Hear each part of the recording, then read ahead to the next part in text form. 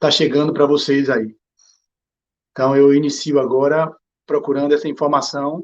Se Cris puder no chat me falar, eu agradeço, para que assim eu possa iniciar o trabalho da manhã de hoje, de domingo, né? Hoje, dia 10, hoje, dia 28 de março de 2021. Me dá um retorno aí, Cris, no chat, se está tudo ok, se você me ouve, deixa eu ver. Entrou agora. Ok, então a partir de agora vocês estão me ouvindo bem? Eu preciso que Cris me avise. Deixa eu ver se eu consigo acompanhar aqui pelo YouTube, com o chat do YouTube também no celular de Daisy. Deixa eu ver se eu consigo acompanhar. Ah, tá dando. Ok. Perfeito. Estou vendo aqui, ó. Maravilha a tecnologia, né? Eu estou tendo um retorno aqui pelo chat. Então vamos lá. Vamos começar? Então, bom dia a todos e a todas que aqui estão. Eu agradeço penhoradamente o convite da direção do Centro Espírita Lá João Batista, essa casa que eu tenho um carinho especial, tendo em vista a história em que no movimento espírita eu me fidelizei a ela por um tempo, quando lá nos primórdios, né, da minha iniciação no espiritismo, lá na Casa de Oração Bezerra de Menezes, nós tivemos a oportunidade de fazer um grupo de pesquisa junto com a Associação de Medicina e Espiritismo, em parceria com a Federação Espírita do Estado da Bahia, bem como o Centro Espírita lá João Batista, na época dirigido por nossa querida Angélica Salete, as meninas lá do Departamento Mediúnico, que cederam o espaço da casa para que pudéssemos, na época, doutor Ildefonso do Espírito Santo, Nádia, Isaurinha, eu, Cristina, Macedo, Lourival e outras pessoas, pudéssemos lá estar e pesquisar sobre a morte e o morrer, ou Educação para a Morte, que hoje culminou no livro Educação para a Imortalidade. Então, foi lá também que teve a semente plantada com as médios da casa, oferecendo o seu aparelho mediúnico para a comunicação e o intercâmbio com as entidades do além, de uma forma abnegada e devotada, tendo em vista que nosso tema de hoje é o devotamento e abnegação. Nós agradecemos, então, assim, para iniciarmos o nosso trabalho dessa manhã de domingo, esperando que eu possa alcançar os corações daqueles que nos ouvem. Para isso, eu tocarei uma canção para tornar esse encontro um pouco também musical. E essa canção é a canção para a gente poder silenciar um pouco e entrar nesse espaço, né, de conexão com o nosso Deus interno, o Cristo interno. Então, essa música, o Silêncio, a gente inicia com ela. Vamos lá?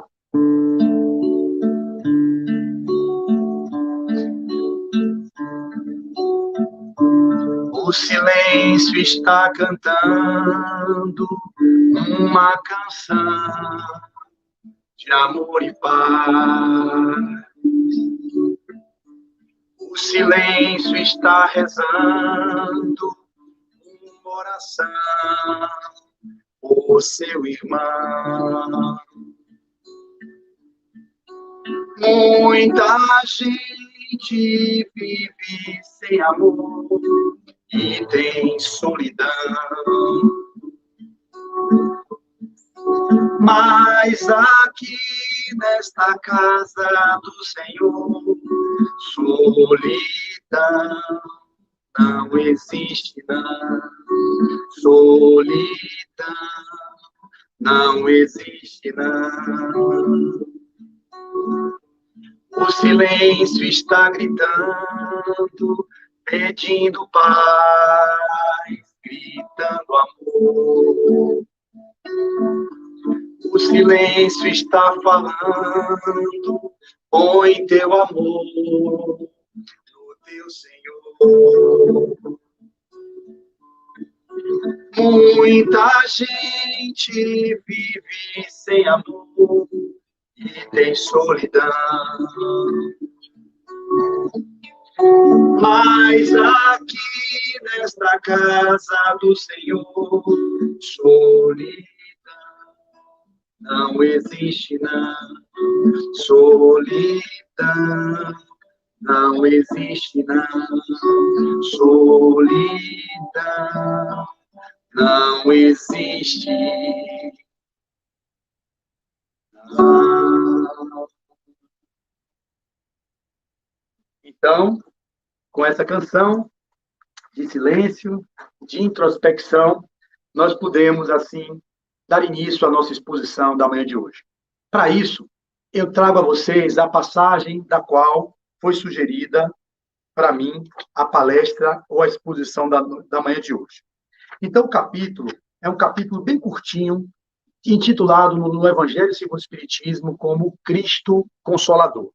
Lá no final, o capítulo ele vai trazer o jugo leve, o Consolador prometido, e nas instruções dos Espíritos, nós teremos o advento do Espírito de verdade. Um Espírito de escola, uns dizem que é Jesus, outros dizem que é outros, isso não interessa. O interessante para a gente agora é o conteúdo da mensagem. Espírito de verdade traz várias informações em momentos oportunos, e aqui eu lerei para vocês, ela foi postada ou publicada em Harvard, em 1863, pelo Espírito de Verdade, e Kardec traz essa informação que ele recebeu. E esse tópico é o tópico 8, e começa assim: Deus consola os humildes e dá força aos aflitos que lhes pedem. Seu poder cobre a terra, e por toda parte, junto de cada lágrima, colocou ele um bálsamo que consola. A abnegação e o devotamento são uma prece contínua e encerram um ensinamento profundo. A sabedoria humana reside nessas duas palavras. Então, a sabedoria humana, segundo o Espírito de Verdade, reside nessas duas palavras. Possam todos os espíritos sofredores compreender essa verdade, em vez de clamarem contra as suas dores, contra os sofrimentos morais que neste mundo vos cabe em partilha. Se compreender o devotamento e a abnegação, eles poderiam, portanto, compreender essa verdade, em vez de ficar clamando contra as suas dores, ou blasfemando, ou se queixando. Esse é o entendimento que eu tenho dessa passagem. Tomai, pois, por divisa estas duas palavras, devotamento e abnegação, e sereis fortes, porque elas resumem todos os deveres que a caridade e a humildade vos impõem. Então, humildade e caridade. Caridade no sentido lato, amplo, que a doutrina espírita nos traz, que é a benevolência para com todos, indulgência para com as faltas alheias e o perdão às ofensas. A caridade, na verdade, não pode ser traduzida literalmente como amor. A caridade, na verdade, é o amor em ação. É o amor em atividade. O sentimento do dever cumprido vos dará repouso ao espírito e resignação. Então, o sentimento do dever cumprido, através do devotamento, vai dar a nós outros o repouso que nós precisamos e a resignação devida. O coração bate, então, melhor, a alma se asserena e o corpo se forra aos desfalecimentos. Por isso que o corpo tanto menos forte se sente, quanto mais profundamente golpeado é o espírito. Esse final é interessante. O coração bate, então, melhor quando você se resigna, a alma se asserena, o corpo se forra aos desfalecimentos. Por isso que o corpo tanto menos forte se sente, quanto mais profundamente golpeado é o espírito. Então, o corpo vai se sentir menos forte, quanto mais golpeado é o espírito. E o que é que isso nos traz? O Espírito de Verdade, Harvard, em 1863. Então, a abnegação e o devotamento, podemos ter várias interpretações. Abnegar-se é negar a si mesmo, e em prol do outro. Mas quando nós trazemos o termo abnegação, pode ser que alguns tenham um mau entendimento de achar que é negar aos cuidados pessoais, aqueles cuidados que devemos ter com o corpo, o cuidado que devemos ter com os bons hábitos. Então, as pessoas às vezes traduzem literalmente como abnegação, como se fosse algo de você se entregar de forma avassaladora às coisas que demandam de vocês, em detrimento das questões pessoais do amor próprio. O amor próprio não é o amor do ego, é o amor próprio da condição de essência, é aquele amor que brota do self. Aí é que é a grande confusão. Porque tem pessoas que querem mudar o comportamento, se devotando a determinadas causas, com o devotamento, que eu vou trazer no final, qual deveria ser a maior devoção que nós deveríamos ter, que é a devoção a Deus, ser devoto do Pai, que esse é o sentido amplo no meu entendimento do que diz respeito a devotar-se, a gente pode traduzir no momento, devotar-se a uma causa, devotar-se a uma pessoa, de forma abnegada. Porque você pode devotar-se dentro de uma situação, de um exemplo que me veio, de uma palestra que eu vi, de um desses oradores do Brasil, ele dizia que, numa certa feita, um exemplo prático a pessoa pode vir na minha casa, aqui na minha casa, e eu, de forma devotada, na hora de ir embora, eu levá-lo no aeroporto. Posso levá-lo na rodoviária. Eu, devotadamente, eu me entrego àquele ato de benevolência com aquela pessoa. Mas eu posso também pagar um Uber, pagar um táxi, ou chamar um táxi para que ele pague, para me poupar de me deslocar até lá, por qualquer motivo, egóico, ou de acomodação, ou porque eu quero ver um filme, ou porque aquilo não é um tanto quanto leve para mim fazer. Então, o ego ele pode escolher determinadas circunstâncias que lhe favoreça ao bem-estar egóico. Mas, no caso, em fazendo a ação que não seria tão adequado uma pessoa vir aqui, passa o fim de semana, a gente deixar ela ir de Uber para o aeroporto, é uma gentileza. Tudo bem que é um verniz social? É uma forma de educação? Mas também pode ser algo interno, genuinamente verdadeiro. Tem gente que faz isso por mera aparência. É um devotamento aparente, as chamadas máscaras do ego, como uma forma de ter a devolutiva daquela aceitação do outro, ou reconhecimento, que cara legal, cara bacana, mas também indo para um nível de mais intermediação dessa polarização, de achar que o outro faz por uma mera condição egóica ou de mascaramento do ego, vamos entender que verdadeiramente eu faria aquilo de forma genuinamente verdadeira. Então, meu devotamento naquele momento é sair de minha casa, do meu conforto, ir lá para o aeroporto, entregar a pessoa e voltar. Eu posso fazer isso de forma me queixando durante o trajeto dentro de mim. Poxa, eu queria estar em casa, eu podia estar relaxando, vendo um filme. Mas eu posso fazer isso de forma abnegada, de forma que eu estou tendo a entrega completa daquela ação, de forma que não traz nenhum constrangimento, nenhuma forma interior de questionamento do ato, porque ele brota genuinamente. Essa é a grande questão, no meu entendimento, dessa passagem do Evangelho, quando Cristo, o Espírito de verdade, ele vai trazer que deveríamos, portanto, resumir toda a condição. A sabedoria humana reside nessas duas palavras. Possam todos os espíritos sofredores compreender essa verdade, em vez de ficar clamando contra as suas dores, contra os sofrimentos morais que neste mundo vos cabem em partilha. Tomai, pois, por divisa essas duas palavras, devotamento e abnegação, e sereis fortes, porque elas resumem todos os deveres que a caridade e a humildade vos impõem. Então, quando nós temos o exemplo do devotamento de Chico Xavier, o devotamento de Manduce, o devotamento de Divaldo Franco, o devotamento de um São Francisco de Assis, o devotamento de um Mahatma Gandhi, acabei de ler um livro ontem, A Virtude da Raiva, de Arun Gandhi, que é o neto de Gandhi, o devotamento de Gandhi à questão da não violência, a entrega dele para aquele povo indiano, para ter unificação do povo indiano e a libertação do domínio inglês, são pessoas devotadas. Muitas das que citei também são abnegadas, porque elas fazem um movimento da alma de entrega a uma Madre Teresa de Calcutá, as questões que a vida nos chama, ao invés de viver no reino do próprio umbigo, nós passamos a viver no reino de nós. É um termo que seria, ao invés de ficar na visão egoísta ou egotista, de olhar só para si, para os seus interesses pessoais do ego, nós ampliamos essa forma de entrega que se dá para o reino de Deus, ou o reino de nós, onde todos são incluídos, e de uma forma coletiva nós crescemos juntos, porque juntos somos mais fortes.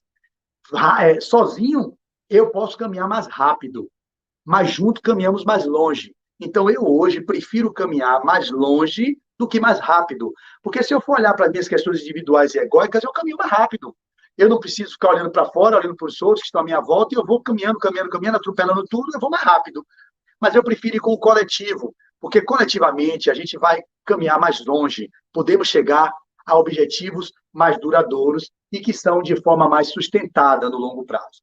Quando, portanto, nós exemplificamos esses grandes nomes que foram pessoas devotadas a entregam a causa, o grande nome seria Jesus de Nazaré, Jesus o Cristo, que viveu o personagem Jesus como homem, e Cristo, que era o divino que habitava nele e que, portanto, se expressava no humano. Nós, quando nos exemplificamos desses seres, ou melhor, modelamos ou metamodelamos, numa linguagem da programação neurolinguística, a gente pode perceber que a gente idealiza aquele vir a ser, mas numa condição momentânea em que nós não nos encontramos aptos a viver aquela realidade. E o que é que acontece? Nós vamos ver pessoas que mudam o comportamento e vivenciam uma verdadeira violência para a sua condição, da sua essência. Qual é o meu maior propósito hoje no mundo? O meu, particular, Flávio, do personagem Flávio. O personagem que se expressa nessa realidade, nessa dimensão, nesse corpo, nessa altura, nessa realidade de máscaras que eu preciso estabelecer, ou de personas nas relações de palestrante, professor, marido, filho. Isso tudo se configura na construção do personagem. Mas eu, enquanto espírito imortal, eu tenho um outro movimento, que é a minha autodeterminação, que é a minha designação pessoal, e que, através do personagem Flávio, que vive hoje, eu vou adquirindo habilidades para ir acumulando no espírito que sou, para me levar o meu fanal, que é a iluminação. Mas qual é o meu propósito fundamental hoje na minha vida, para que eu alcance a iluminação? Antes, eu mudava a aparência, eu me adequava, eu era bonzinho numa sopa para dar o carro para levar a sopa para os pobres e me constrangendo porque eu não estava feliz com aquela sopa melando o meu carro todo e fedorento, e eu fazia ação por uma questão meramente de verniz social ou de uma tentativa de me tornar uma pessoa caridosa. Mas não era genuinamente, em alguns momentos, espontâneo, não era abnegado aquele movimento. Era um devotamento, ou seja, eu me devotava àquela causa, como hoje nós temos nosso grupo, que continua funcionando, de forma um pouco débil na pandemia, nosso grupo Caritas Salvador, mas que a gente vê hoje o movimento de descentrar-se, na linguagem de Teilhard de Chardin, que fala do centrar-se, do descentrar-se e do supercentrar-se, que é um dos postulados da instituição da qual eu faço parte, que é a Sociedade Olo, a Federação Espírita do Estado da Bahia, com o nosso querido André Luiz Peixinho, que a gente tem esse lema: centrar-se, descentrar-se e supercentrar-se. O centrar-se é conhecermos a nós mesmos, nos conectarmos com a nossa realidade profunda, fazermos o autodescobrimento, o autoconhecimento. A partir daí, descentramos-nos para a ação no mundo, no coletivo, o devotamento, a abnegação, para incluir aqueles que estão fora no reino de nós, para que vocês se sintam partícipes de um processo de crescimento coletivo, de evolução humanitária. E o supercentrar-se, que é a conexão com Deus, é o centramento com o divino, que não está fora nem está dentro. Nós somos a expressão do divino manifesto, portanto, Deus também habita em mim. E vós sois deuses, como dizia o nosso querido mestre Jesus de Nazaré. Nesse movimento, então, de centrar-se, descentrar-se, supercentrar-se, nós caminhamos para o grande propósito do existir, que, no meu ponto de vista, no meu caso, é ser eu mesmo. Então, qual é o meu propósito anterior? O meu propósito anteriormente era o propósito de ser bom, era querer ser caridoso, era o propósito de servir a humanidade. E quando eu via que eu fazia aquilo, eu não estava, de fato, conectado, ou seja, em sintonia, em sincronia com aquilo que falava do meu íntimo. Às vezes eu fazia por uma necessidade de manifestação de uma expressão externa para aceitação. Eu lia André Luiz e via, poxa, como ele foi legal. Eu lia 2000 anos e via o devotamento e a abnegação de Lívia Lentlos. Eu li Renúncia, os romances de Emmanuel, e vi o devotamento e a abnegação de Alcione. Eu digo, não. Eu li 50 anos depois, com aquela história de Irmão Marinho, que foi Célia, que se tornou Irmão Marinho, não vou fazer spoiler aqui, e eu ficava querendo ficar igual aquele espírito de escola. Eu via lá o nosso querido Públio Letros, que era Emmanuel, que ele reencarna como escravo na história, sendo entregue na sua humildade como escravo, ensinando o grego, ensinando tudo aqueles filhos dos nobres romanos, por causa do saber acumulado enquanto Públio Letros. E eu ficava vendo o devotamento e a abnegação daqueles seres, e eu queria me modelar neles, mas eu não tinha estrutura interna para ser aquilo que eles eram. Então, a gente almeja ser aquilo que a gente tem como modelo, que nosso maior modelo é Jesus, e a gente esquece que eles fizeram uma trajetória de construção para chegar lá. E quando vocês vão se arvorar a querer ser igual ao outro, vocês vão criar mecanismos de defesa, que são as máscaras do ego, para justificar aquilo que você, de fato, ainda não está sintonizado.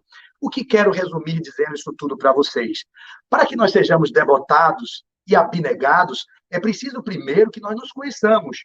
Por isso que meu propósito na vida mudou. Não é mais ser bom, meu propósito não é mais ser caridoso, meu propósito não é mais ser educado, meu propósito é ser eu. E, sendo eu, eu conseguirei alcançar essas virtudes. Porque, sendo eu preciso olhar para mim, eu preciso olhar para dentro. Olhar para mim não reduzam ao ego. O ego é a ponta do iceberg na visão psicanalítica de Sigmund Freud. Nós temos o inconsciente profundo e temos todo aquele inconsciente na visão de Jung, que é a consciência, que é o inconsciente pessoal, o inconsciente coletivo. Então, imagine todo esse arcabouço que é o oceano da existência e você, com consciência do que acha que tem, que é a consciência egóica, é apenas uma rolha flutuando no oceano. Essa rolha que flutua é você que conhece só isso, essa pequena. E olha que muitos nem conhecem que são a rolha, porque não tem o hábito de olhar para si mesmo, perceber que estão falando com a voz melíflua, porque, na verdade, querem se mostrar que são doces, que são humildes. São aqueles que se manifestam, se expressam com brandura e que são, entre aspas, devotados aparentemente a uma causa, quando, na verdade, eles estão indo meramente por uma representação egóica, de uma necessidade de autoafirmação, de aceitação e do reconhecimento externo, mas não estão tendo um reconhecimento pessoal, individual, que é quando aquilo brota genuinamente. Você tem um insight, um movimento de alma que vem do self, porque o self está sempre se comunicando com o ego, esse eixo ego-self é uma comunicação constante, dizendo, olha, você está caminhando de forma equivocada, Flávio, você só está olhando para o próprio umbigo, você é muito egoísta, você não faz uma atividade altruísta, o ego, o self está lhe chamando, que é o eu maior, o eu superior, o Buda interno, o Cristo interno, aquela voz que é a voz do divino que está em mim. Ela me chama por mais. Mas a gente no mundo, com os hábitos culturais, com a educação, com aquelas condições que nos são impostas, nós vibramos muito numa condição que é periférica, de aparência. E aí nos desidentificamos daquela essência divina que somos. E aí, quando nos percebemos, o self, como precisa chamar você para fazer esse alinhamento ego-self, você deve estar o ego a serviço do self, ou seja, eu, personagem Flávio, devo estar a serviço do espírito imortal que sou. Não o espírito imortal que sou a serviço do personagem. Quando você faz isso, você está indo na contramão do processo da evolução. O personagem ele precisa se manifestar. Eu sou o acúmulo de experiências sucessivas ao longo de diversos personagens. Esses personagens serviram para mim para que eu pudesse chegar até aqui.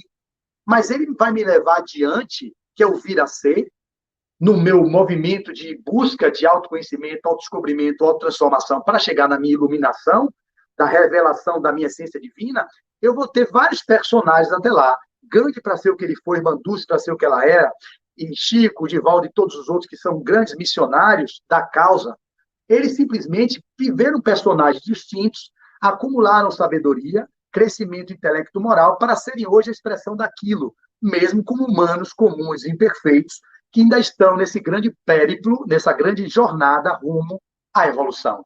Mas se eu quero modelar Chico e fazer o que Chico faz, ficar como ele ficava até altas horas da noite psicografando, ou, num exemplo, escutei essa semana de um também nos oradores, que quando Chico Xavier um dia estava psicografando até altas horas, e ali, devotadamente à causa, abnegadamente, sem se lamentar, sem se lamuriar diante das dores que ele tinha, da visão deficitária, de todos os processos que ele vivia, de dificuldades, ele simplesmente ficou até tarde quando uma senhora veio dizer a ele, nossa, você é uma pessoa, eu não sei se foram essas as palavras, mas você assim, você é um embuste, você não psicografou a mensagem de meu filho que morreu, não sei se era o filho ou se era a mãe, alguma pessoa da família daquela senhora. E aí cuspiu nele. Imagine, cuspiu em Chico. Se fosse mim, cuspir em minha cara, na mesma hora eu ia levantar, talvez não levantasse porque eu sou frouxo, frouxo, não gosto de confusão, não porque eu sou bonzinho, não, porque talvez eu não quisesse o tumulto, eu ia ficar com a cusparada assim, como é, rapaz? Você me cuspiu? Que diabo é isso? Você tá ficando doido?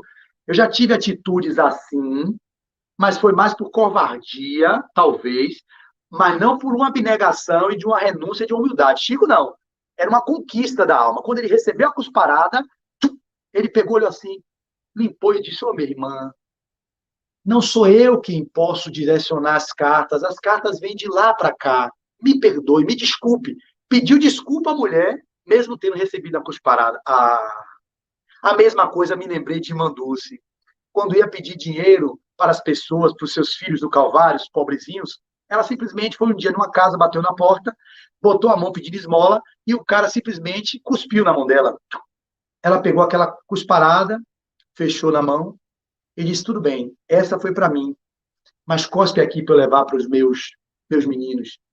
Então, o cuspe que deu, ela, em vez de rejeitar, ou melhor, resistir, reagir, ela ficou em permissão, ela ficou em vulnerabilidade, ela ficou em movimento de humildade, de alma, não de ego, de alma, porque ela já tinha essa conquista naquele ponto. Então, ela pega aquilo e diz assim: tudo bem, esse é meu, leva aqui para eu levar para os meus meninos que estão com fome. O cara se condoeu, ficou em estado de compaixão e aí entregou muito do que ele tinha de riqueza para ajudar a irmã a seguir a sua obra. Então, são exemplos de pessoas que atingiram um grau de humildade genuíno, têm um devotamento real e têm uma abnegação que já é uma abnegação do self. Não é aquela. Porque não posso separar a abnegação do ego do self. A abnegação é abnegação. A abnegação é a negação do ego, não é a negação da essência. Quando Francisco se entregou às ações sociais que ele vivia, ou melhor, às ações nobres que ele se dedicou, como renunciando o título do filho dos Bernardoni, sendo o poverello, o pobrezinho de Assis, ele fazia um ato genuíno da alma. Para aquilo, ele viveu a noite escura da alma. Ele entrou em contato com o seu ser profundo. Ele foi fazer o contato com aquilo que é a viagem que nós não fazemos, dangerosíssima de si para si mesmo. Nesse mergulho profundo, emerge o ser divino que ele era. Porque ele é divino, ele foi João Evangelista, ele volta como São Francisco. E como São Francisco, portanto, ele tinha a vivência da experiência como Cristo. Ele tinha o propósito de servir a causa do Cristo. Se perdeu por um tempo, durante a sua juventude, nas tabernas, mas ali ele busca, num movimento de mergulho interno, num estado de tristeza, de melancolia, ele volta a revelar o divino que está nele. Mas ele não foi fazer um forjamento de um personagem, não. Deixa eu fazer caridade aqui para limpar os leprosos. Deixa eu descer aqui para tentar mostrar o quanto eu sou bom. Deixa eu jogar a roupa de meu pai e toda a riqueza dele, dos Bernardoni pela janela, como no filme Irmão Sol, Irmão Lua, que eu recomendo que vocês vejam, porque num filme desse, numa película dessa, um filme que você vê, Os Miseráveis, aquilo pode tocar de Victor Hugo, pode ser tocado e arrebatar você para um espaço de genuinamente ser caridoso, ou melhor, ser bom, mas não porque você forge o bom, para, mudando o comportamento, tentar assim mudar a sua essência. A nossa essência é divina, mas você só acessa a essência divina se você olha para dentro de si, reconhece suas sombras, reconhece suas mazelas, e aí vai reconhecer as habilidades, as virtudes, as potências que nós possuímos e que nós não utilizamos, ou melhor, subutilizamos. Nesse movimento de mergulho interno, Francisco de Assis, ele brota o divino que havia nele. Esse é meu entendimento. Das leituras que eu tenho feito, dos movimentos que eu estou tentando na minha busca de mergulho interior, nas minhas meditações diárias, na minha prática do Milagre da Manhã, esse movimento de centramento, mas que não implica, quando eu falei lá no início da proposta das diretrizes da Sociedade Holo, como base, assim, né? Centrar-se, descentrar-se, supercentrar-se, a gente não está prescindindo que você vai ficar centrando-se a vida inteira numa montanha, lendo, meditando, para depois descentrar-se e para depois supercentrar-se. Pode ser concomitante. Você, no movimento de centrar-se, você vai fazer no movimento para fora, que é o descentrar-se, não é a busca da felicidade fora, como o povo está vivendo aí, querendo encontrar alegria, paz e harmonia, vivendo os prazeres externos. Isso não vai dar felicidade, não vai trazer a paz, não vai trazer harmonia, porque a verdade, buscaria a verdade vos libertará, assim dizia o nosso Messias.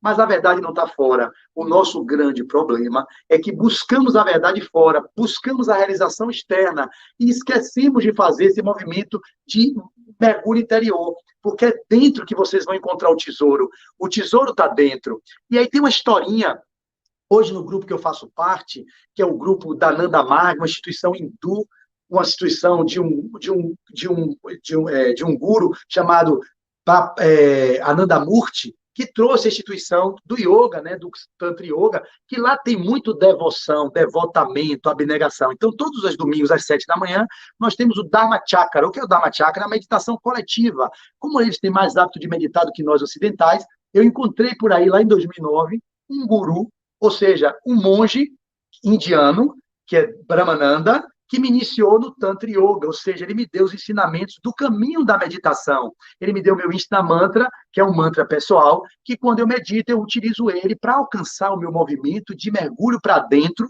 e meditando, fazendo meditação sempre, a gente pode se iluminar, como Siddhartha Gautama conseguia, como outros tantos. É o movimento interior que levará você a iluminar, não é o movimento para fora que faz você se iluminar. Você pode viver no mundo, contemplar as belezas do mundo, mas sem se perder nisso, e o que a gente faz é se perder nisso. Então, numa história que fala sobre esse mergulho para dentro, já tenho 30 minutos de exposição, eu separei aqui, e essa história, ela está em outro livro, mas eu vou ler aqui, ela leu uma parte dela. Eu conseguiria resumir, mas eu acho que é melhor que eu leia para vocês. Eu botei aqui a história no WhatsApp de Daisy.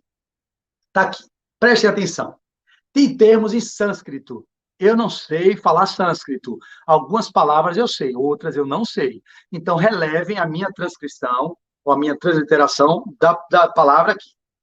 Uma noite, Shankaracharya estava procurando desesperadamente por algo na rua, do lado de fora de sua pequena cabana.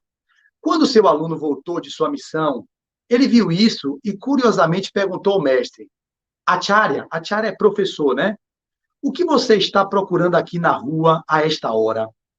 Aí, Shankaracharya respondeu: perdi minha agulha, estou procurando por ela. Olhe bem. O aluno juntou-se a ele na busca, mas depois de procurar por um tempo, perguntou: você pode tentar se lembrar onde pode tê-la deixado cair? Shankaracharya disse: claro, eu me lembro, deixei cair perto da cama da cabana, ó, estava procurando lá fora e deixou a agulha cair perto da cama na cabana, da cabana dele. O aluno, totalmente espantado com a estranha resposta, disse: Acharya, você diz que o perdeu dentro de casa, então por que o procura lá fora? E aí Shankaracharya inocentemente respondeu: não há óleo restante na lâmpada, então está escuro, como breu dentro de casa. Talvez o candeeiro, né, o óleo que minha mãe falava, que eu era a luz de fifó, o fifó, né? Por isso pensei em procurá-lo do lado de fora, já que aqui há luz suficiente. Veja, dentro de casa, a luz do candeeiro estava se apagando, ele achou então não adiantava procurar lá, a agulha caiu do lado da cama. Ele preferiu procurar do lado de fora, porque aqui fora tem luz suficiente. Enquanto segurava o riso, claro, qualquer um, isso é risível, o aluno disse: se você perdeu sua agulha dentro de casa, como poderia esperar encontrá-la do lado de fora? Aí Shankaracharya simplesmente sorriu de volta para o aluno e disse: não é isso que fazemos? Corremos para templos distantes e subimos montanhas para procurar o que perdemos dentro de nós. Todos nós estamos buscando fora o que perdemos por dentro de nós. Por quê? Só porque está escuro como breu. Ou seja, dentro de nós é escuro. É o insondável do self. Esse mergulho interior, e aí lembrando de uma poesia de Carlos Drummond de Andrade, que eu não tenho ipsis literi aqui na mente, mas mais ou menos assim, é o homem, a sua busca. O homem, ele caminhou na Terra, habitou a Terra, colonizou a Terra e se enfadou da Terra, com chato é a Terra. Foi para Marte, colonizou Marte, habitou Marte, se enfadou de Marte e foi habitar a Lua. Colonizou a Lua, civilizou a Lua, ficou enfadado com a Lua. Aí ele foi para Júpiter, colonizou Júpiter, habitou Júpiter, fez tudo que podia de Júpiter, também ficou enfadado e chateado com aquilo. Aí ele resolveu habitar o Sol, criou uma roupa sideral, foi para o Sol, habitou o Sol, fez tudo, explorou todos os mecanismos do Sol e ficou sentindo ainda enfadado com aquilo, a busca externa. Aí ele percebeu que quando ele percebe que a maior viagem que ele poderia fazer é a viagem dangerosíssima, danger, perigo, a dangerosíssima viagem de si a si mesmo. Foi aí que ele encontrou, entre aspas, eu estou fazendo aqui uma tradução ao meu sabor, da minha emoção, foi que ele encontrou a paz ou a felicidade. Então, essa busca exterior, ela é apenas dessa realidade que faz com que nós possamos evoluir enquanto seres, nas conquistas materiais, no progresso civilizatório, isso no descentrar-se, obviamente. Mas o mergulho para dentro, ou seja, para esse breu que está internamente, é esse o movimento que nós deveríamos fazer, que é conhece-te a ti mesmo e te libertarás. Esse seria o verdadeiro caminho para se iluminar. E a gente não faz esse caminho. A gente fica fora, a gente perde muito mais tempo fora do que realizando o mundo interior, ou devassando o mundo interior. Nós exploramos tudo o que está fora, mas esquecemos de fazer exploração do nosso mundo íntimo. E ninguém vai conseguir explorar o mundo íntimo jogando bola, jogando basquete, jogando vôlei, nadando. Você pode até, com esses recursos, ter insights que lhe levem. Você pode estar vendo uma película, como eu citei, Os Miseráveis, de Victor Hugo, O Irmão Sol, Irmão Lua, que eu recomendo, que fala da história de Francisco de Assis. Você pode estar vendo uma bela exposição de arte, uma ópera. Vocês podem estar vendo um show de música clássica. Enfim, qualquer situação, ele pode despertar o divino. E, a partir daí, genuinamente, você expressa na sua realidade aquilo que você não está demonstrando o comportamento para se enquadrar, mas sim o divino que existe em você, que foi despertado com os recursos que tem de fora também. Não é ilegal você usar artifícios externos para conseguir encontrar também um caminho de paz interior. Mas o essencial é o mergulho interior. Então, ele vai terminar aqui, isso aqui é um texto que não está, talvez, literalmente como está lá, e ele vai dizer assim, acenda a lâmpada dentro de você para remover a escuridão e encontrar seu tesouro perdido bem ali dentro. Os buscadores espirituais, movidos pelo intelecto, modernos, estão simplesmente perdendo tempo buscando resposta científica do Brahma ou da verdade absoluta, que se encaixará na lógica e na razão. Brahma está além da ciência. Brahma, Deus, o divino. Brahma está além da ciência, razão e lógica. Devoção, devoção, devotamento e abnegação, o texto. Hoje de manhã, eu estava lá, agradeci a Krishna Priya, que é uma das que fizeram o Shastra, que é, na verdade, para eles a palestra, né, que a gente faz. No final da meditação coletiva, nós temos o Kirtan. É bom passar isso para vocês, vocês vão aprender, incluir tudo. O Espiritismo é uma ciência filosófica com valores morais. Ela não exclui aquilo que é bom das outras religiões, dos outros saberes, da ciência, das filosofias e de tudo que está aí. Então, lá eu aprendi o caminho da meditação. Então, você tem o Kirtan, que é um processo de danças, de preparação. Depois você fica meia hora em estado de meditação, eu com meu Ishtana Mantra, recebido pelo meu Guruji, que é a Brahmananda. A partir dali, no final, tem uma leitura de uma página que eles leem, um livrinho, né, de Charcot, que era um grande pensador, e aqui também tem um capítulo que eu fui encontrar sobre devoção, onde ele traduz: devoção significa ansiar pelo Supremo. Ou seja, o devotamento, da minha tradução aqui, o devotamento a uma causa, que eu falei que finalizaria trazendo essa bagagem para já ir concluindo a minha exposição, e quem sabe abrir para debates ou para interlocuções com vocês no chat, ver perguntas e poder ter espaço para a gente poder interagir. A devoção verdadeira que nós deveríamos ter é a devoção a Deus. É a busca do divino. E essa busca, eu repito, eu falei o tempo todo até aqui, não está fora, está dentro. O devotar-se significa o mergulho interior à causa do divino se expressando na nossa realidade da terceira dimensão. Só que nós não nos devotamos a Deus. Nós nos devotamos a causas externas. E essas causas externas, às vezes, são fruto do devotamento egóico, que não necessariamente é um processo genuinamente do self, do ser divino que somos. E aí nós nos perdemos. Daí a necessidade do devotamento a partir do movimento de autodescobrimento, de autotransformação e de autoconhecimento, e voltando, que não prescinde, ou melhor, que não necessariamente precisa você primeiro se autotransformar, se autoconhecer, se autoiluminar para ficar se doando em espaço de altruísmo. Não. Você pode fazer o movimento desse centramento na busca de encontrar-se e isso genuinamente poder se revelar na sua transformação moral, na sua autodeterminação, na sua designação pessoal, que é ser você. Foi o que eu disse na minha exposição de hoje. Meu propósito hoje foi falar: qual é o seu propósito na vida? Ser eu. Como assim? Ser eu. Mas não é o eu egóico, é o eu divino. Porque tem o eu menor e o eu maior. Eu posso expressar os dois eus. O personagem, Flávio, eu. Então, quando eu digo qual é o meu propósito, ser eu, significa ser eu, Flávio, personagem, que eu não posso deixar e anular esse personagem que está a serviço do meu eu. Poxa, isso vem agora. Por isso que é bom. Eu agradeço a Cris e ao pessoal da direção da casa que me permitiu, Joanilde, fazer ao vivo. A gente ia gravar essa palestra para poder expor hoje para casa. Só que eu falei: não, eu estou disponível no domingo. Se eu tivesse hoje um curso, alguma coisa, não. Eu prefiro fazer essa interlocução ao vivo, porque vem inspirações que é diferente quando eu estou gravando. Quando eu gravo, eu fico assim muito mecânico. Aí não ficou legal. E não tem ninguém do outro lado. Que eu sei que tem um pessoal me ouvindo, a exposição é falada e está aqui, já está gravado, vai ficar público, eu não tenho para onde correr, está dito. E ok para o que eu estou dizendo. E eu assumo o que eu digo, porque eu sou humano, comum e imperfeito. Às vezes eu falo coisas que não são elevadas, são coisas que não têm base doutrinária, mas eu tento. Eu tento aqui, baixando minhas barreiras, me vulnerabilizando diante de um público, que eu sou um ser humano comum e perfeito, para desenvolver habilidades, ter a minha autodeterminação, ter a minha designação pessoal sendo direcionada para o meu propósito, que é ser eu. E aí, ser eu, isso veio aqui, e eu estou dizendo que veio aqui porque está uma inspiração vindo, o ser eu, que isso eu nunca falei em lugar algum, primeira vez que eu falava ser eu, ser eu, ser eu, mas agora eu estou vendo eu nas duas dimensões, o eu menor, Flávio, personagem, que é ser eu, com limitações, arrogante, prepotente, vaidoso, irritadiço. Flávio, que é autoritário. Tudo isso eu reconheço. Isso não é um mérito, mas também não é um demérito. É apenas a assunção de como eu estou.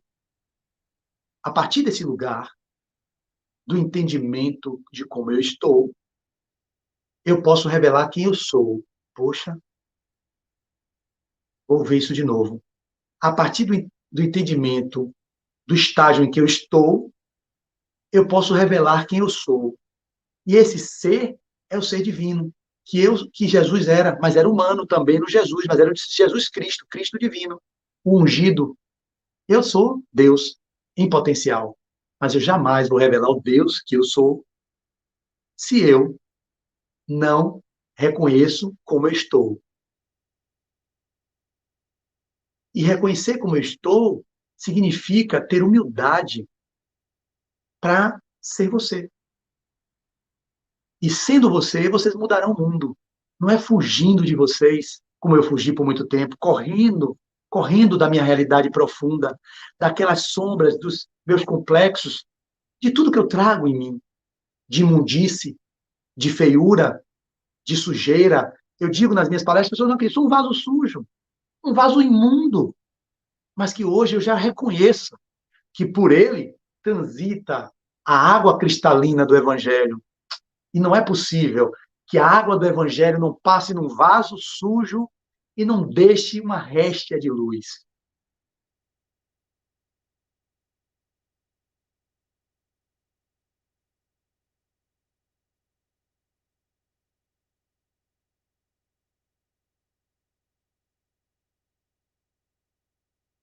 Só um pouquinho.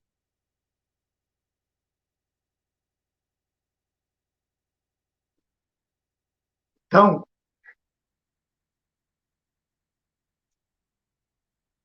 é, eu vou finalizar com uma mensagem que está no livro Divina Presença.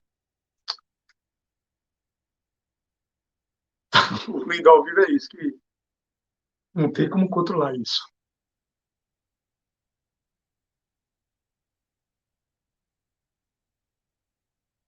É tanta dor no mundo,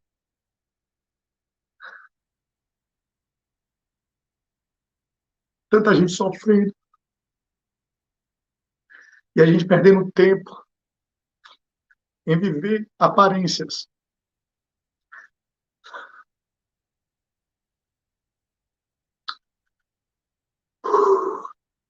É. Então, a poesia que eu dizia de cabeça, mas agora eu estou muito emocionado, acho que eu não vou conseguir. A gente finaliza essa exposição para ver algumas perguntas no chat, alguma coisa que possa ter, dizendo assim: tem muito mais coisas que estão vindo aqui, mas não dá tempo, tanta coisa. Sentir Deus, né? É o mais importante. Que a gente possa sentir Deus. Eu sinto Ele, cada coisa que eu tenho.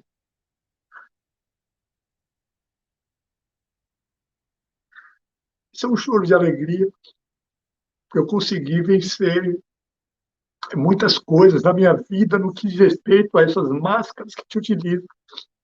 Ser você é duro, não é fácil. Você paga um preço imenso, porque vão vir apedrejamentos,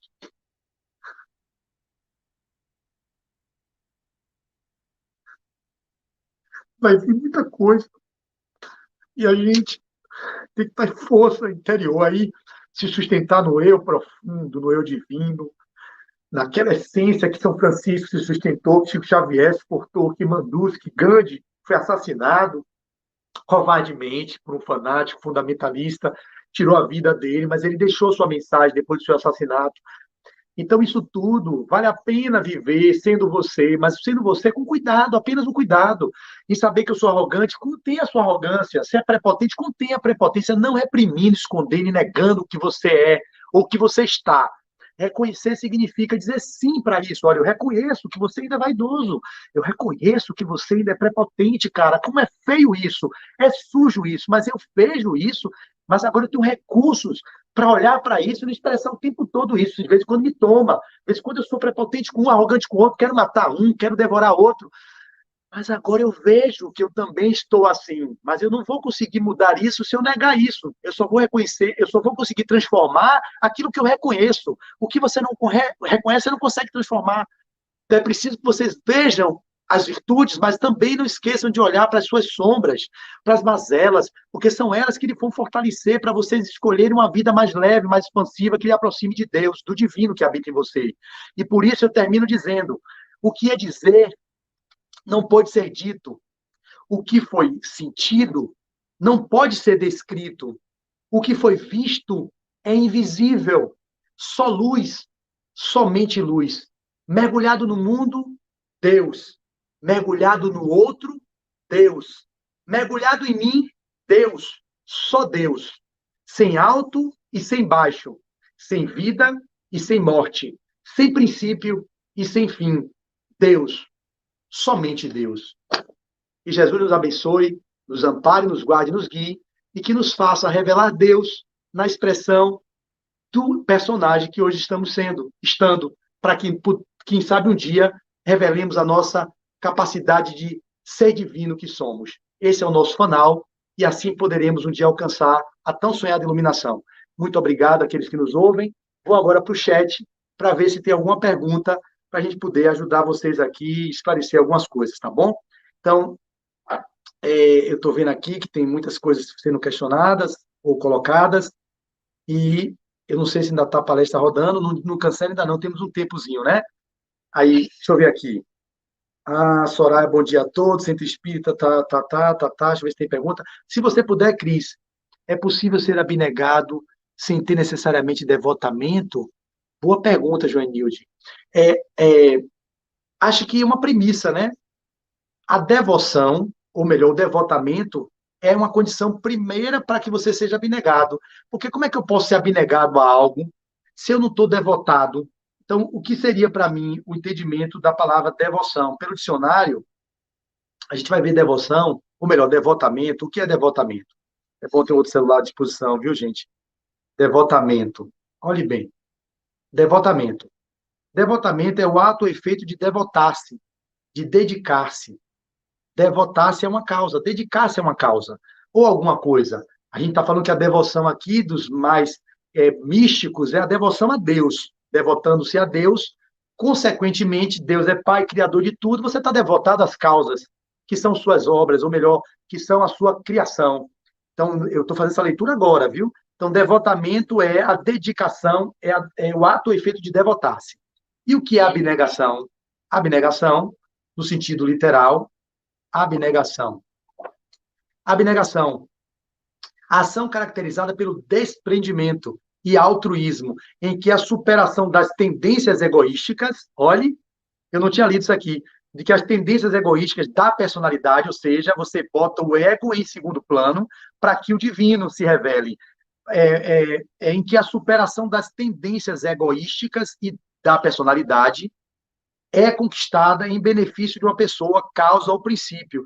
Dedicação extrema, altruísmo. Então, renúncia, no caso da religião aqui, é uma renúncia cética à própria vontade, tá vendo? Esse é um rigor que, às vezes, é aquele mortificação do corpo. Nesse sentido literal, eu não concordo, porque ali pode ser meramente condições egóicas. A gente tem que renunciar ao ego, mas de um movimento que emerge do ser profundo que somos, né? Eu vou falar da benfeitora que eu tenho aqui também, eu lembrei, como a Joana de Anjos vê no seu livro Autodescobrimento, o que é abnegação. Então, no sentido da religião, é renúncia ascética, à própria vontade em função de anseios místicos ou princípios religiosos. Na ética, significa sacrifício voluntário dos próprios desejos, da própria vontade ou das tendências humanas naturais em nome de qualquer imperativo ético. Então, abnegado, Chico era abnegado, Irmã Dulce era abnegada, mas ela era devotada à causa. Primeiro, eu acho que vem a devoção, se pudermos separar, né? Nossa mente analítica é linear, que é dicotômica, a gente separa, mas eu acho que devoção é o ato de entrega a uma causa. E a causa que a gente deveria ser devota é devoto a Deus. Irmã Dulce era devota a Deus. Chico era devoto a Deus. Por serem devotos, que legal isso que está vindo. Eles eram abnegados automaticamente. E o que é, eu vou ver aí daí a pergunta, mas deixa eu ler aqui, ainda temos um tempo, né? Uma hora de palestra, são 51 minutos. O que é que Joana de Anjos vai falar sobre a abnegação? Ela vai dizer, a abnegação o induz às ações sacrificiais, por mais pesadas e menos grandiosas, que executa sem pejo nem jactância. Não é com vaidade, não é com soberba. Não é que aquilo é pesado. Para Chico, talvez não fosse tão pesado viver o que ele vivia. Para Irmã Dulce e para Gandhi, mas para mim é. Algumas coisas não dá para eu fazer. É pesado. Ou seja, aquela sopa que eu dizia, que eu entregava por um momento, inicialmente, era uma forma que eu achava que era altruísmo verdadeiro, com o tempo eu fui vendo que não era, que era a máscara do ego. Aí eu percebia, quando estava incomodando o meu carro, eu disse, meu Deus, não está legal isso aqui. Aí eu comecei a dizer, não está fácil para mim levar essa sopa não, que está fedendo o carro, vamos mudar de carro. Eu já não queria ficar com o meu carro o tempo todo, não ia no outro carro, ia muito pouco nos outros, é mais no meu. E eu ficava com aquele devotamento de fachada, apenas de verniz, não era real, não era genuíno. Se não me preocupar aí com os odores, aquilo estaria inundando a minha alma de bem-aventurança. A pessoa abnegada, ela se preenche do ato devocional, do ato de devotamento, de devoção, no sentido amplo de Deus, a devoção a Deus, devoção às causas, né? Então, eu tinha um constrangimento naquilo, melhor, eu tinha um incômodo naquilo, que não era tão leve. A Joana vai falar que aquilo que executa sem peso e sem jactância. Tem que ser sem peso e sem jactância. Se você está abnegado no centro espírita, fazendo tudo, indo para limpar, arrumar, fazer palestra e está de boa, está bem, ok. Mas muitos não. Estão aí com ansiedade, com transtorno de pânico, estão ficando obesos, estão com colesterol alto, estão completamente desarmonizados e estão abnegados fazendo isso. Olhe bem, Chico tinha problema de saúde, Divaldo também tinha problema de saúde, e Mandus também tinha problema de saúde. A gente não tem como avaliar se aquilo eram provas ou eram expiações, ou era fruto de um movimento de missão, para exemplificar que é possível, mesmo com disfunção pulmonar, mesmo com problema cardíaco, como o Divaldo, mesmo com problemas mais variados que a gente vê pessoas abnegadas e devotadas no mundo fazendo, eles continuam servindo a causa.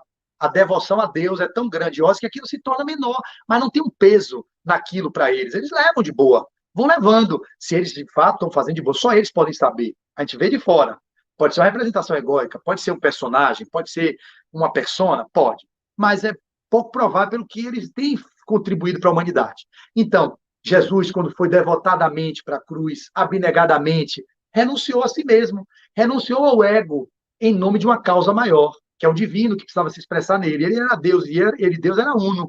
Então, aqui eu revelo Deus para esses irmãos que estão afastados de Deus. Então, abnegadamente, eu dou meu corpo em holocausto em nome da causa. Só que se Flávio der o corpo em nome da causa, é mentira. Eu estou fazendo isso com uma falácia. Se eu for me sacrificar, tomar chibatada nas costas, dizer, não, pode bater, que eu quero sofrer mesmo, porque eu estou a serviço de Deus, de Jesus, da causa cristã. Não é real, é máscara. E tem gente que está fazendo isso aí pelo mundo. Está se sacrificando, em nome de algo externo e, ao mesmo tempo, para manter a aparência de que é devotado. E ela vai dizer, para depois eu ler o que está aqui, devotamento não seria você fazer de coração o que você gostaria que fosse feito com você, ou seja, um ato de gentileza. Não, Maria Nalva, de coração sim, mas é óbvio que a gente faz ao outro que gostaríamos que fizessem a nós outros, mas a gente pode ver uma análise mais profunda disso, né? Tem muita gente que faz ao outro que gostaria que fizesse a gente por interesses egóicos, não por abnegação genuína, por devotamento genuíno. É esse o movimento que eu estou trazendo vocês para refletir. O que é que está? O comportamento modificado ou é a essência que está se revelando? Então, a abnegação nunca é triste, na alegria de viver e na felicidade de ser útil. Ajudar renunciando-se é um estado de júbilo. Tem que ter um contentamento interior, tem que ter uma gratificação, que pode ser do ego, obviamente, mas que também é do divino, é do self. é um estado de júbilo interior para quem o faz, e não a áspera aprovação, mesmo porque ela é oferecida, é espontânea e jamais imposta. Não se pode nunca ao trem impor abnegação, que brota dos sentimentos mais elevados do ser. Ela fala isso no capítulo 11, e ela continua, abnegação e humildade. Ela diz, independem a abnegação e a humildade de convicções religiosas, elas independem da convicção religiosa. Embora possam estar, não, embora possam estas influenciar-lhes a conquista, embora possa a religião influenciar a conquista da abnegação e da humildade, embora estas possam influenciar-lhes a conquista, tornando-as acessíveis a todos os indivíduos que adquirem consciência de si. Puxa, termino aqui com chave de ouro. A benfeitora Joana me trouxe tudo o que eu quis dizer em tantas palavras, em 50 minutos, ela fala numa frase. Esse é o poder desses espíritos de escola, esses espíritos que são iluminados, que se iluminaram no processo de devotamento e abnegação construída ao longo de milênios de busca interior. Olha o que ela diz. Independem a abnegação e a humildade de convicções religiosas, embora possam estas influenciar-lhes a conquista, tornando-as acessíveis a todos os indivíduos que adquirem consciência de si. É preciso adquirir consciência de si para que conquiste também a abnegação e o devotamento e a humildade. De alta importância para o progresso da sociedade, essas conquistas psicológicas dignificam a criatura e promovem o grupo social, humanizando-o cada vez mais. Invariavelmente, quando não expressam evolução ou delas não decorrem, são simulações, simulacros. Pronto. Invariavelmente, essa eu não tinha lido, eu tinha lido outro. Invariavelmente, quando não expressam evolução ou delas não decorrem, da evolução genuína, do que eu disse, do brotar da essência que nós somos e não da persona que queremos forjar ou demonstrar, invariavelmente, quando não expressam evolução ou delas não decorrem, são simulações dos temperamentos emocionais conflituosos, que as utilizam, a abnegação e a humildade, para mascarar a timidez, o medo, o complexo de inferioridade, a inveja, e por aí vai, está no livro Autodescobrimento, que é o volume 6 da série psicológica da benfeitora Joana de Ângeles. Então, meus lindos, é muita coisa que a gente tem para resumir em 57 minutos, uma hora de exposição. Eu sei que vocês têm um monte de questões, questões interessantes e importantes. Eu vou tentar ler algumas delas aqui que estão aparecendo. A abnegação está ligada à vontade, à escolha ou a uma condição do espírito que já alcançou um verdadeiro conhecimento interior, interno, espiritual. Então, a Heloísa está perguntando algo bem profundo. A abnegação, obviamente, que está no livro dos Espíritos, nós não somos melhores porque nos falta vontade. Então, a vontade é a condição sine qua non para que nós nos desenvolvamos nos aspectos das virtudes, de todas elas. A abnegação, o devotamento, a caridade, a indulgência, a paciência, a benevolência, enfim. Obviamente que falta vontade em Flávio para ele ser melhor. Se eu tivesse vontade firme, desejo genuíno de criar a consciência crística, eu me dedicava mais à meditação, me dedicava mais ao reconhecimento das minhas mazelas, eu me dedicava mais aos trabalhos que sejam de autoencontro comigo mesmo. E aí eu conseguiria ter uma possibilidade de ser mais abnegado na vida. Depois das definições da benfeitora, acho que ficou bem claro isso. É preciso o conhecimento de si mesmo para que isso não seja simulacro, não seja simulações egóicas. Porque o que muito tem no mundo é isso. Nós somos desconhecidos de nós mesmos. Então, a gente está vivendo na aparência, na tentativa de ser bom para ser aceito, para sermos amados. E aí nos perdemos de nós mesmos. Então, eu finalizo a nossa exposição. Acho que tem muita... Se você deixar o chat aberto, Cris, eu agradeço, porque eu vou ler depois com calma. Não feche o chat, não. Tudo que está aqui das mensagens. Eduardo Sá. Eduardo Sá, do GPEC. Querido Flávio, estamos sentindo as dores do mundo neste momento tão delicado da humanidade, mas como sentir sem perdermos o nosso equilíbrio? Pô, perfeita pergunta. Eu peguei aqui no bolo de um bocado, veio a de Eduardinho. Eduardo, meu lindo, saudade de você, de um abraço querido que eu recebia seu, lá no GPEC, quando eu descia da tribuna, e você me esperava tão carinhosamente, amorosamente, para me dar seu abraço. Acho que é você, né, Eduardo Sá? Acho que é você. Se for, diga aqui embaixo no chat que é você. Então, tem outro Eduardo, amigo meu, só que eu não lembro se o sobrenome dele é de Sá. Então, sua pergunta é interessante, Eduardo. As dores do mundo, elas tocam a todos nós que temos um mínimo de empatia com a vida alheia. Isso é natural. Isso não seria uma forma de expressão de máscara de persona, sentir a dor do mundo. Eu acho que é difícil hoje no mundo a gente não estar num sofrimento tão desse, tão atroz que a gente está vivendo, e não sentir um pouco de compaixão, um pouco de empatia. Tem sociopatas, tem pessoas psicopatas que não têm, são frios, mas não é o que a maioria da população vive. Aí eu acredito que tem a dor de muitos que estão aqui. Então, como viver isso, a sua pergunta, né? Estamos sentindo as dores do mundo. Você não fez pergunta, você não botou interrogação. Neste momento tão delicado da humanidade, mas como? Você botou mais como, mas não botou interrogação. Mas como sentir sem perdermos o nosso equilíbrio? É sentir se colocando no lugar do outro, que nós não podemos, de fato, nos colocar no lugar do outro, porque a gente não está na pele do outro, a gente não está na realidade do outro, a gente não está na história do outro, a gente fala isso assim de uma forma só mesmo que, de uma forma mesmo, tem uma figura de linguagem que diz isso, eu não me lembro agora, é nos colocar no lugar do outro de uma forma coloquial, né? Mas não é real. Nos colocar no lugar do outro e nos perdermos do que nós somos enquanto o que nós estamos ainda vivendo. Porque se arvorar, como eu via na sopa, a noite toda entregando sopa até 3 horas da manhã, com aquela dor do sofrimento da pobreza que está voltando, mas pessoas pobres, obviamente. Toda crise leva ao lockdown, que leva a uma perda material e que leva a solidariedade do coletivo, e vocês não percebem que às vezes isso pode ser, eu não estou falando a favor nem contra aqui, não vou fazer defesa de A de B, mas é um entendimento além do que está posto para os olhos.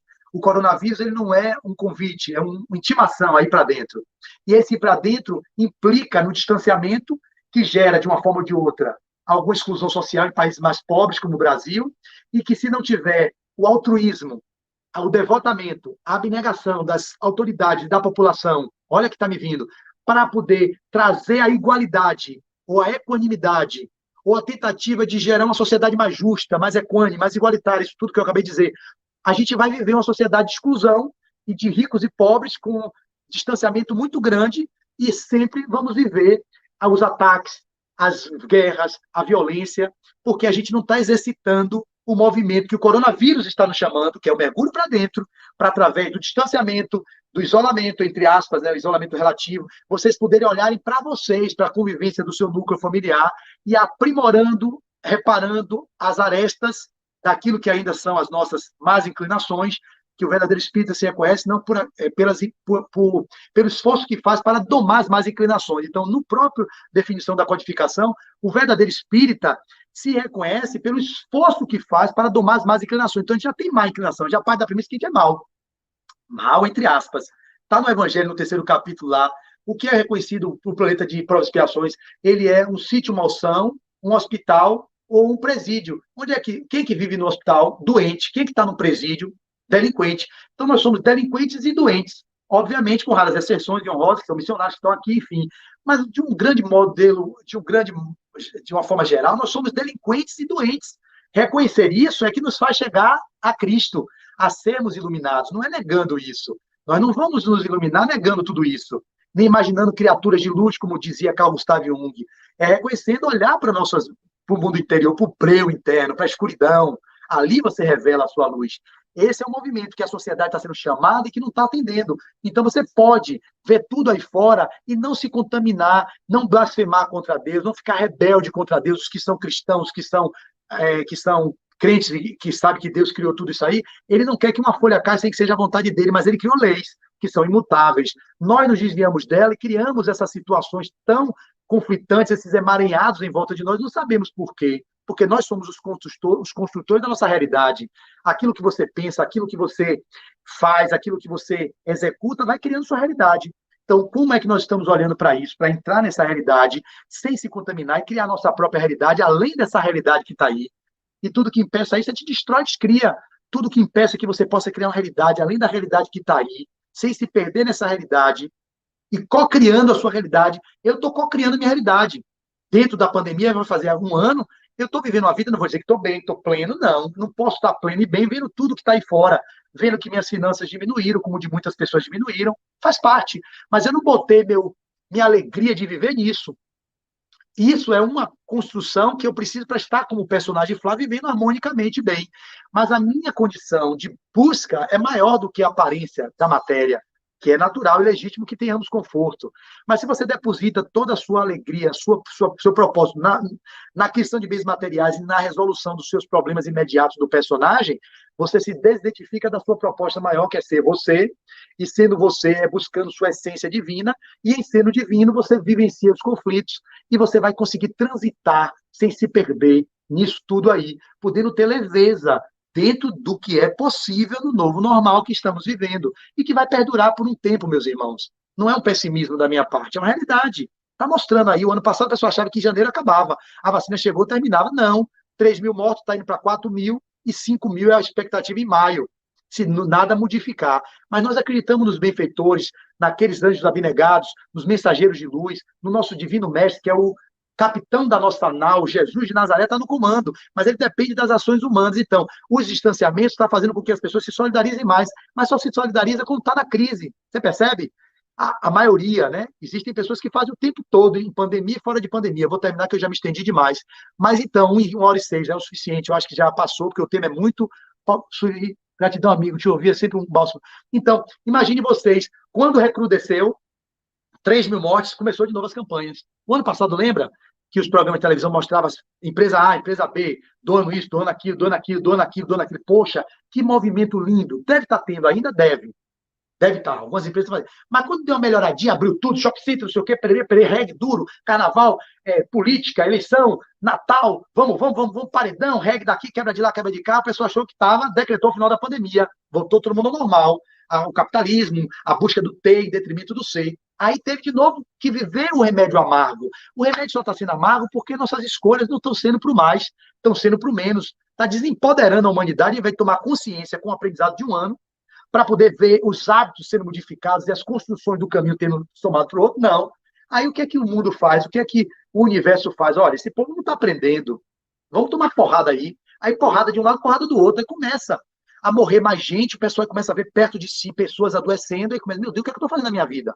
Eu preciso ir para dentro. Eu preciso me conhecer, porque se eu morrer agora, vamos supor que eu tenho Covid, eu vou fazer o que de mim? Se eu dormisse agora e acordasse no mundo espiritual, o que é que eu olhei para a minha história? Poxa, o que é que eu fiz? O que é que eu estou construindo para a minha vida? Isso é o que está sendo chamado, é o mergulho interior, é a busca de si mesmo, para que aí, nesse processo que está de novo de distanciamento, tem pessoas passando necessidade. Obviamente, país pobre como o Brasil, obviamente que é rico, entre aspas. Pobre, entre aspas. É muito rico, mas a concentração de renda na mão de muito poucos, no mundo inteiro e no Brasil também. Essa distribuição de renda, se todos nós pudéssemos ter o suficiente para viver bem, e pudéssemos ter um espírito altruístico, abnegado, devotado às causas sociais, a partir desse movimento de encontro com a nossa essência divina e percebendo que nós não podemos ir para o mais se o outro está no menos, a gente poderia ser assim o tempo todo. E não esperar 3 mil morrer, 4 mil morrer, fechar tudo, e tem gente passando fome porque não consegue vender, as lojas fechando, os comércios fechando, tudo se deteriorando, e as pessoas vão assim, agora, vamos dar cesta básica, vamos comprar agora, vamos dar sopão, está precisando de sopa, tem gente passando fome, vamos fazer quentinha, vamos fazer isso. E por que não isso o tempo todo? Não dando só, dando no momento da pessoa precisar sair do menos, e depois ensinando ela a ter, empoderando, criando cooperativas, fazendo um movimento de um novo modelo econômico que possa surgir na sociedade, onde seja permitido o mérito daqueles que construíram a sua meritocracia para ter mais, ok, mas não deixar essa distância tão grande daqueles que não têm competência, habilidades para ter o mínimo para viver. Esse é o chamado do coronavírus. Então eu fico por aqui, 1h10, não feche o chat, por favor, que eu vou ler tudo com muita calma e muito carinho. Me despeço de vocês, dando um beijo enorme à direção do meu querido Lá João Batista, por esse convite, pela aceitação de ser ao vivo, porque não teria sido igual se não fosse com essa interação com vocês. A emoção que eu vivi, certamente eu não teria, ou iria querer apagar, mas agora eu não vou apagar, deixa ela aí, e vamos ver o que vai dar isso aí. Um palestrante chorando, acho que isso não é comum, vão dizer que eu estou com problema, que eu estou com conflito, vão me julgar, ok, me julguem, eu estou com as barreiras baixas para receber aquilo que vem de vocês, e o que funciona para mim eu vou olhar, o que não funciona, ó, deixa passar, e vamos em frente. Não resisto, nem reajo, e nem alinho, nem concordo. Eu fico apenas em interessante ponto de vista, que vocês tenham esse ponto de vista do que quer que vocês tenham a respeito de mim, e eu vou tocando minha vida, indo para o mais, que é o que eu almejo, e o que eu sei que um dia eu vou alcançar. Muito obrigado, e muita paz a todos, que fiquem com Deus, e fiquem em casa, mantenham os distanciamentos, criem novos hábitos, meditem, vão para dentro, se conheçam, e desprendam-se daquilo que vocês já percebem que pode ser desprendido entregando-se àqueles que estão menos favorecidos, mas que isso seja uma conquista interna e não um mero movimento de representação e de verniz social. Muito obrigado e muita paz. Finalizo aqui.